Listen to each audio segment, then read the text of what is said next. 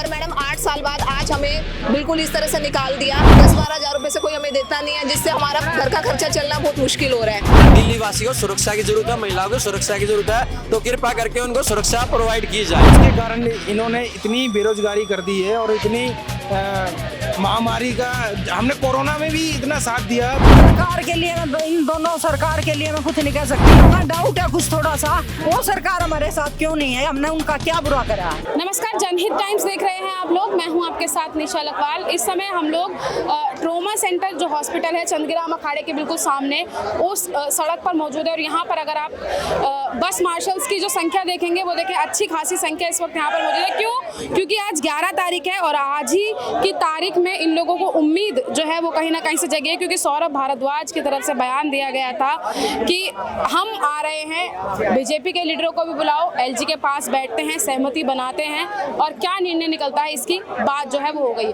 आम आदमी पार्टी के तमाम विधायक यहाँ पर मौजूद हैं, लेकिन बीजेपी का अभी कोई लीडर यहाँ पर जो है वो नहीं आया है। लेकिन मार्शल्स इस वक्त हमारे साथ मौजूद हैं, इनका क्या कुछ कहना है, क्योंकि लीडर इन लोगों के साथ आ चुके हैं। एक महिला है, पहले इनसे बात कर लेते हैं। क्या नाम है आपका? नमस्कार मैडम, मेरा नाम गीता है। आप भी मार्शल हाँ जी, मैं ITI में थी। पिछले 2016 से हम नौकरी कर रहे हैं ITI में। दिल्ली गवर्नमेंट ने अलग अलग विभागों में हमें लगाया था।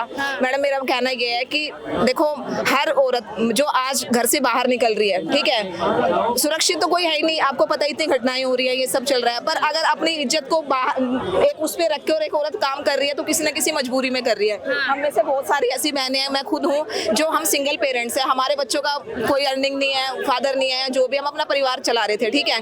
और हम मैडम पोस्ट ग्रेजुएट होके भी हमने एक वर्दी चुनी, ठीक है। हमने अपना जो हमारा गोल्डन पीरियड था ना, हम कहीं अच्छी पुलिस में भी लग सकते थे, हम कहीं अच्छे डिपार्टमेंट में भी काम कर सकते थे, पर फिर भी हमने ये देश की एक ये सोच के कि हाँ हम एक सेफ हैं, हमारी वर्दी की नौकरी है, हमने इस विभाग को चुना और हमने अपना पूरा धार्मिक उससे काम किया, ईमानदारी से। पर मैडम 8 साल बाद आज हमें बिल्कुल इस तरह से निकाल दिया। आज हम किसी भी प्राइवेट कंपनी में जाते हैं तो हमारा कोई भी एक्सपीरियंस नहीं है, 10-12 हज़ार रुपए से कोई हमें देता नहीं है, जिससे हमारा घर का खर्चा चलना बहुत मुश्किल हो रहा है। और ये बच्चे, इन बच्चों की फीस नहीं जा रही है, मकान का किराया नहीं जा रहा है। बहुत सारी ऐसे बहनें हैं जो बिल्कुल इतनी विवश हो गई है ना कि अब हमारे पास इससे आगे सफर करने का कोई रास्ता नहीं रहा है। किसकी कमी मानते हैं आप लोगों को निकालने के? मैडम देखो, हम किसी पार्टी का नाम नहीं ले रहे, ये सिर्फ हुआ है तो पॉलिटिक्स के चक्कर में हुआ है, वोटों के चक्कर में हुआ है। केजरीवाल सरकार ने हमें लगाया था, ठीक है, उसके बाद जो भी एलजी साहब ने किया, दोनों ने मिलकर किया। पर आज हम दोनों से हाथ जोड़ के विनती कर रहे हैं कि हमें आपसी सहमति से हम दोनों पार्टी एक होके हमें हमारा रोजगार वापस दे दो। हम किसी पार्टी के अगेंस्ट नहीं है, ना हम आम आदमी पार्टी के अगेंस्ट है, ना हम भारतीय जनता पार्टी के अगेंस्ट है। हम दोनों पार्टियों से हाथ जोड़ के करते हैं, अपने बच्चों की तरफ देखते हुए कहते हैं कि हम आपके हाथ जोड़ रहे हैं, हमें हमारा रोजगार वापस दे दो। सभी बहनों की तरफ से मैं ये गुहार लगाती हूँ कि दिल्ली की जनता हमारा सपोर्ट करे और हमें हमारा रोजगार वापस दिलाए। अच्छा, कितनी परेशानी आ रही है घर चलाने में, क्योंकि 10 महीने से ज्यादा हो गया है चलाने में? आप ये देखो, एक अकेली औरत बच्चा पाल रही है, मकान का किराया दे रही है, स्कूल की फीस भर रही है, कहाँ से? इस समाज में मतलब कि पैसा इतना अहम रोल है ना कि आज हम किसी को अपनी स्थिति बता भी नहीं सकते कि हमारे साथ क्या हो रहा है। हमें पता है उस चीज का, हम किसी को रो के नहीं बता सकते, ना कोई समझने वाला है यहाँ पे। और प्राइवेट में जा रहे हैं तो हमारा मजाक उड़ाया जा रहा है, तुम्हारे पास क्या एक्सपीरियंस है, तुम्हारे पास क्या है? हम मतलब कि अच्छी शिक्षा, पोस्ट ग्रेजुएट होके भी हम कहीं के नहीं रहे, क्योंकि हमारा जो गोल्डन टाइम था, जिस टाइम पे हम अच्छी नौकरी लग सकते थे, वो टाइम हमारा इस नौकरी में खराब हो गया। भैया कहते हैं कि महिला है अपना दर्द रोकर बयां कर सकती है, आप लोगों का दर्द कैसे बयां? मैम दर्द ये है कि हमें भी मैडम बाहर जाना पड़ता है कमाने के लिए, लेकिन मैडम अभी जो है हमारे पास भी कोई एक्सपीरियंस नहीं है, हमारे ऊपर भी घर परिवार की जिम्मेवारी है, जैसे कि मकान का किराया हुआ, स्कूल बच्चों की फीस हुई, और से बहुत सी जिम्मेवारी होती है मैडम हमारे ऊपर। लेकिन मैडम हम सरकार से ये कहना चाहते हैं कि हमारा क्या कसूर है, जबकि हमें तो कोई ना ही तो हमने कोई पोस्ट मांगी ना कुछ मांगी, हमने तो ये कहा है कि हमारा रोजगार हमें वापस दे दीजिए। अगर कानून है तो पूरे देश के लिए बनना चाहिए ना, ये दिल्ली में ही कानून क्यों लागू हो रहा है? ये बताइए, आप यूपी में भी लगे हुए हैं सिविल डिफेंस, राजस्थान में भी लगे हुए हैं, मैडम कहाँ नहीं लगे हुए ये बताइए आप, ये दिल्ली में क्यों लागू हुआ है ये बताइए ना। हम ये कहना चाह रहे हैं कि पिछली बातों को आप छोड़ो, जो भी हम कह रहे हैं, लेकिन अभी जैसे आम आदमी पार्टी ने पहल कर दी कि हम देने के लिए तैयार है, आप जहाँ पर कहोगे वहाँ पर डिप्लॉय करने के लिए तैयार है, लेकिन हम दूसरे पक्ष के लिए बैठे हुए हैं, क्या वो हमारे साथ है? अगर वो हमारे साथ है, एक अच्छी राजनीति कहते हैं मैडम, देश को विकास करने के लिए अच्छी राजनीति की जरूरत होती है। हम चाह रहे हैं कि हर चीज को छोड़ के पहले मानवता सबसे ऊपर होनी चाहिए। हमने कोरोना में मैडम अपनी जान जोखिम में डाल के लोगों की मदद की, सेवा की लोगों की मैडम भी, और जहाँ तक हमने बसों में भी महिला की सुरक्षा के लिए किया। और जब तक हम रहे मैडम, जब तक किसी भी महिला को बस में असहज महसूस नहीं होने दिया। उनको एक विश्वास होता था कि बस में मार्शल हमेशा मौजूद रहेगा, सवारियों को विश्वास होता था मार्शल हमेशा मौजूद रहेगा।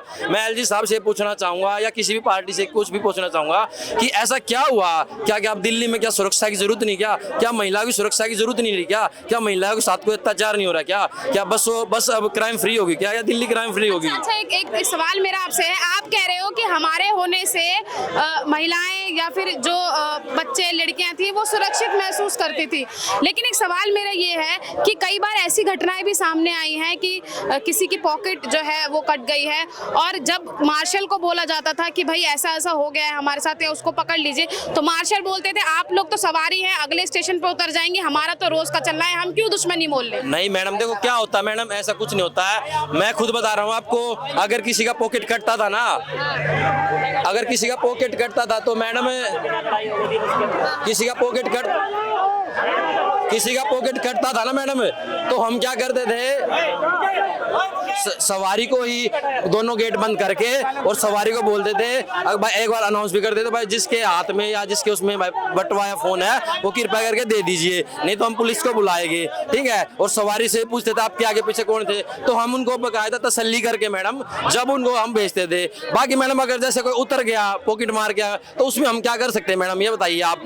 बाकी मैडम हमें क्या होता था कि ये थी, हम सवारियों को हाथ में भी पकड़वा देते पॉकेट मार को, लेकिन मैडम इसमें कहीं ना सवारी भी लापरवाही करते थे। हम खुद कहते थे सवारियों को कि चढ़ते वक्त आप अपने उनका ध्यान रखो। अच्छा, अब बहुत सी घटनाएं ऐसी भी आ रही है, बिना मार्शल के भी काफी घटनाएं हो रही है। अभी एक सहयोगी जो है वो वीडियो दिखा रहे हैं, ये देखिए ये वीडियो है, बिना मार्शल के यहाँ पर जो है वो मारपीट हो रही है इस वीडियो में, अगर आप देखेंगे तो। अब क्या सवाल उठ रहा है इस चीज? सवाल उठ रहा है कि सुरक्षा है नहीं बस में, बस को छोड़ दिया गया है पूरा जनता के हवाले, किसी को कोई पीट रहा है, किसी का कोई पॉकेट मार रहा है, तो इसलिए मैडम बस में मार्शल की जरूरी है और हमारा रोजगार मिले, इस सबसे बड़ी बात है, क्योंकि हमारे बच्चे का फीस नहीं जा रहा है, हमारे पास बैंक में पैसे नहीं, अब हम कहाँ से खाएंगे पिएंगे।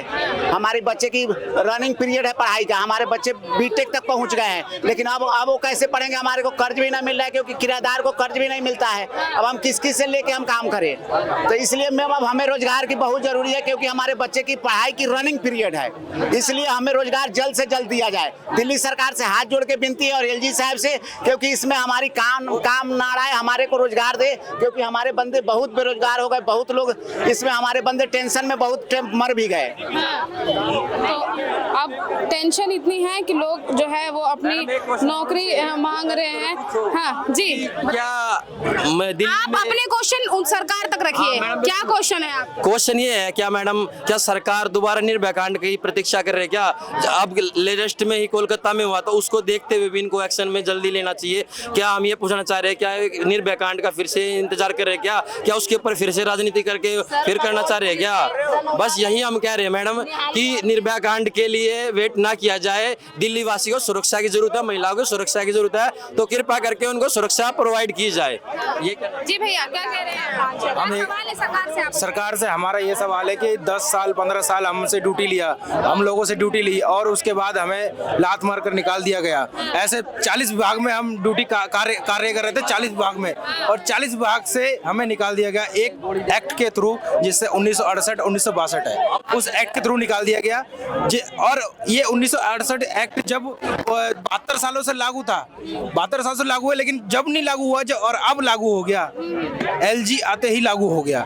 और दूसरी बात ये है कि मेरे पिताजी का हार्ट का दिक्कत है और मैं अपने पिताजी का इलाज नहीं कर पा रहा हूँ, जिसमें डॉक्टर ने बोला है 5 लाख रुपए का मशीन लगेगा, जैसे जिसको पेसमेकर बोलते हैं, वो नहीं लगवा पा रहा हूँ मैं। उसके कारण इन्होंने इतनी बेरोजगारी कर दी है और इतनी महामारी का, हमने कोरोना में भी इतना साथ दिया, पूरे दिल्ली को बचाने का कोशिश किया, और ऐसा भी निर्भया कांड जैसे हुआ, इतनी बड़ी विपदा हुई और इतनी दुर्भाग्यपूर्ण ऐसा हुआ जो दिल्ली में निर्भया कांड हुआ और सिक्योरिटी उसमें लगाया गया। जब लगाया गया तो फिर उसमें हटाया क्यों?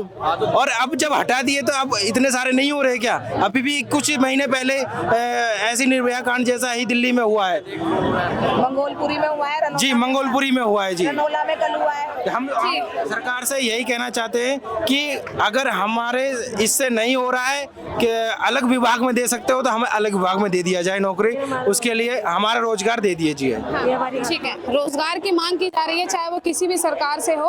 अब एक तस्वीर आप देखिए जी, यहाँ पर आम आदमी पार्टी के विधायक जो है वो बैठे हुए हैं और सिविल डिफेंस के जो कर्मचारी हैं उनके बीच ही जो है वो बैठे हुए हैं। एक महिला है जो बैठी हुई है, उनसे बात करते हैं। अम्मा, क्या नाम है? मेरा नाम है श्यामू देवी। नेता लोग आपके बीच में बैठे हैं, उम्मीद लग रही है? हाँ, इनकी तरफ से तो हमें उम्मीद है। क्या उम्मीद लग रही है? हो सकता है हमारा काम होगा। कौन सा काम? ये हमारा मार्शल का नौकरी का काम होगा हमारा, होगा हमारा। अभी तक क्यों नहीं हुआ था फिर? अभी तक तो बस पूछो ही मत ना बेटा, दिल से पता नहीं क्या है। हाँ। ठीक है, हम इतने परेशान हैं, ये बस मैं कुछ नहीं कह सकती।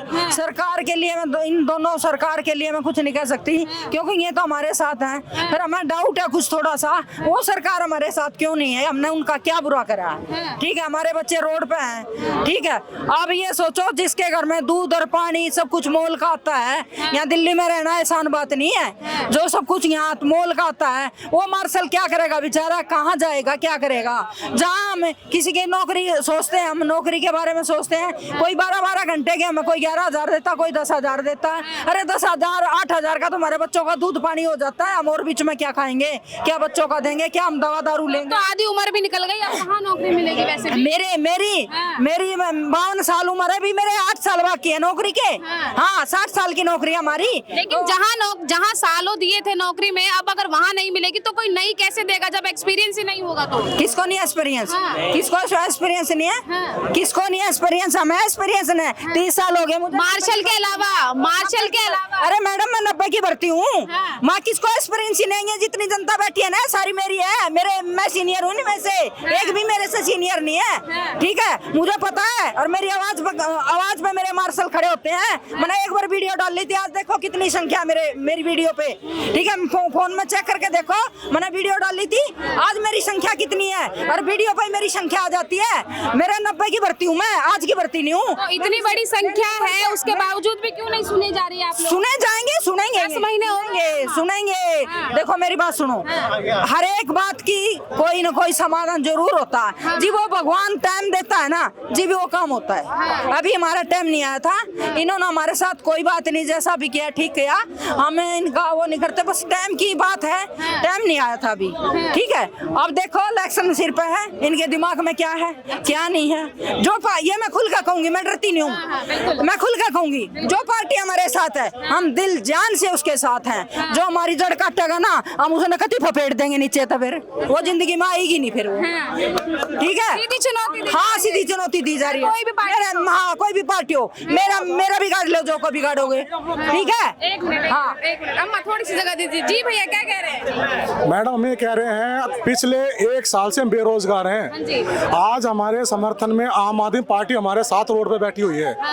अगर हमारा रोजगार बीजेपी सरकार आके यहाँ पे सुनिश्चित नहीं करती है और कोई भी मंत्रिमंडल आके यहाँ पे हमारे से बात नहीं करता है, तो 2025 दूर नहीं है। लोहे के चने चबाने के लिए मजबूर हो जाएंगे वो। तो ये सीधी सी बात है, हम तो चोट से जवाब दिया जाएगा। बिल्कुल वोट की चोट से जवाब दिया जाएगा। इसमें ये ना सोचें कि 10,792 बस मार्शल हैं और जो सिविल डिफेंस के बंदे पूरे टोटल दिल्ली के वो 2 लाख के आसपास हैं। आज ये हमने दोनों को इसलिए बुलाया था क्योंकि एक दूसरे का बहाना लगाते थे कि ये नहीं कर रहे कि वो नहीं कर रहे। अगर आज प्रतिपक्ष विजेंद्र गुप्ता जी अगर यहाँ पे उन्होंने कहा था कि मैं जाऊंगा और बात करेंगे एलजी साहब से दोनों मिलकर, अगर ये दोनों पार्टियां, एक पार्टी तो आ गई है, दूसरे का हम वेट कर रहे हैं, अगर वो नहीं आते तो साफ साफ पता चल जाएगा कि इनकी मंशा हमें नौकरी देने की नहीं है। वो एक बार वे कहते रहते कि दिल्ली सरकार देगी, दिल्ली सरकार के हाथ में, तो दिल्ली सरकार तो यहाँ बैठी है।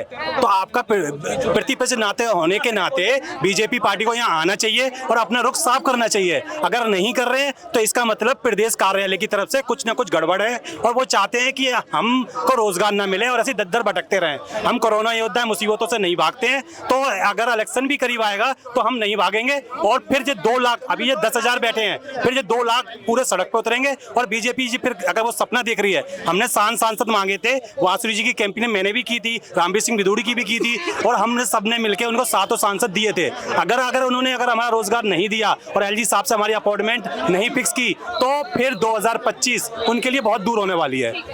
अब ये देखिए तस्वीरें जो है वो साफ तौर पर बयां कर रही हैं कि आम आदमी पार्टी का साथ तो मिल चुका है मार्शल को, लेकिन बीजेपी कहाँ है ये अभी देखना। अगर संख्या देखी जाए तो लगभग 10,500 के आसपास ये मार्शल है, लेकिन मार्शलों की संख्या 10,500 के आसपास है, लेकिन इनके परिवार की संख्या जो है वो काफी ज्यादा है। अंदाजा आप लगा सकते हैं। लेकिन तस्वीरें क्या है ये आप देख चुके हैं। सीधे तौर पर जो है वो मार्शल्स की उम्मीद भी जो है वो आम आदमी पार्टी से कहीं ना कहीं नजर आ रही है, और चैलेंज या कहें कि चुनौती एक तरीके से दे दी है कि अगर नहीं कोई निर्णय निकलता है तो 25 के चुनाव ज्यादा दूर नहीं है, वोट की चोट से जवाब जो है वो मिल जाएगा। आपकी क्या राय है कमेंट बॉक्स में जरूर बताइएगा। कैमरा पर्सन गजनवी पाशा के साथ मैं निशा लखवाल, जनहित टाइम्स, दिल्ली।